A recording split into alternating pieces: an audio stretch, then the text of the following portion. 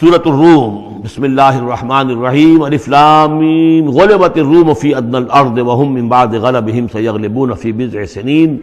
للہ الامر من قبل ومن بعد ویومئذ یفرح المؤمنون بنصر اللہ ینصر من یشاء وهو العزیز الرحیم وعد اللہ لا یخلف اللہ وعدہ ولکن اکثر الناس لا یعلمون۔ یہ سورہ روم جو ہے، اس میں آغاز میں جو مضمون آیا ہے وہ اس اعتبار سے بہت اہم ہے کہ ایک تاریخی پس منظر بھی ہے اس کا، اور ایک بہت بڑی پیشن گوئی تھی کہ جو ان آیات میں کی گئی تھی کہ جو پھر صحیح ایگزیکٹلی جیسے کہ پیشن گوئی اللہ نے کی تھی ان آیات میں وہ پوری ہوئی۔ یہ آپ ذہن میں رکھیے کہ بہت طویل عرصے تک، کئی 100 برس تک تاریخ کے اندر، جب یہ ایرانی امپائر بنی ہے کہ خسرو سے، سائرس کے زمانے سے 2500 سال پہلے جو بادشاہ تھا ذوالقرنین، تو ایک بڑی سلطنت یہ تھی، اور دوسری بڑی سلطنت جو تھی وہ سلطنت روما تھی۔ سلطنت روما کا سب سے بڑا حصہ تو خیر روم جو یورپ کے اندر تھا، لیکن یہ کہ یہ ترکی کا پورا علاقہ اور مغربی میڈیٹرینین کے ساتھ ساتھ جو ساحل ہے یہ ان کے پاس ہوتا تھا۔ ان دو حکومتوں میں جیسے سی سو ہوتا ہے،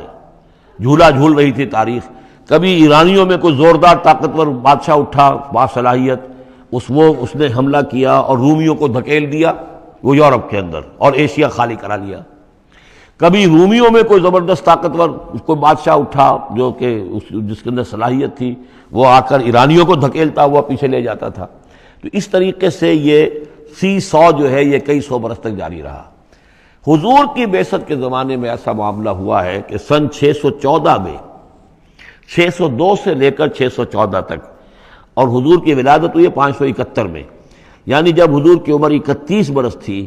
اس سے لے کر اور 45 برس کی عمر تک ایک مسلسل جنگ چلی ہے ان دونوں کے مابین، روم اور ایران کی۔ لیکن سن 614 میں ایک بڑی زبردست شکست دی کیخسرو پرویز، کیخسرو ثانی وہ اپنے آپ کو کہتا تھا، پہلا کیخسرو تو تھا ذوالقرنین اور ثانی میں ہوں اب۔ بہرحال یہ ایک بڑا باصلاحیت حکمران تھا، اس نے شکست دی ہے رومیوں کو بہت بری طرح۔ شام میں، اب یہ چونکہ رومی عیسائی ہو چکے تھے، سن 300 عیسوی میں یہ عیسائی ہو چکے تھے، یروشلم ان کا مقدس مقام تھا، لیکن نام رکھا ہوا تھا ایلیا۔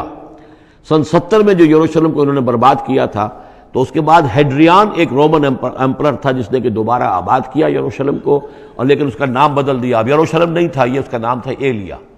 ایلیا میں ان کی وہ صلیب بھی تھی جو ان کے عقیدے کے مطابق حضرت مسیح علیہ السلام کو جس پر صلیب دی گئی تھی، ان کا مقدس مقام تھے یہ۔ ان سب سے بھی ان کو کھدیڑ دیا، تقریباً ترکی سے بھی نکال دیا، استنبول جو ہے قسطنطنیہ، اس پر بھی اندیشہ ہوا کہ شاید ایرانی حملہ کر دیں گے۔ اس حد تک رومیوں کا حال پتلا ہو گیا۔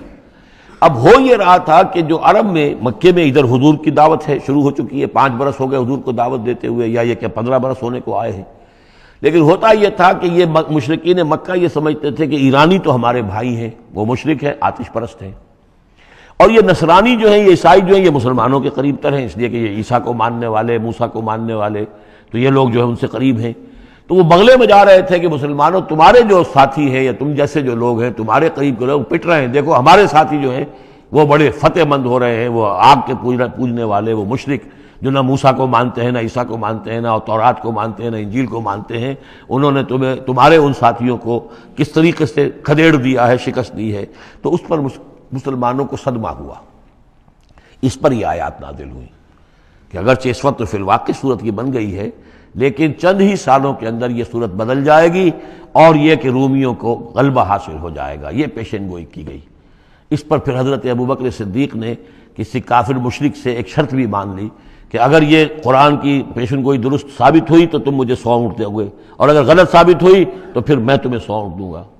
لیکن حضور انہوں نے کیا تھا، شاید 3-4 سال کی کا یہ عہد کیا تھا، حضور نے کہا نہیں، بضع کا لفظ آ رہا ہے اس میں کہ چند سالوں کے اندر، بضع کا لفظ جو ہے وہ 9 تک اطلاق ہوتا ہے، تو 9 سال کو رکھو، اور شرط جو ہے دوبارہ اپنی اس 9 سال کے حوالے سے اونٹوں کی تعداد بھی بڑھا دی گئی، لیکن یہ کہ پھر شرط کی مدت 9 سال ہو گئی۔ لیکن 9 سال کے 9ویں سال ہی وہ جو ہے وہ جو پیشن گوئی قرآن کی تھی کہ وہ صحیح ثابت ہوئی۔ ہرقل جو تھا،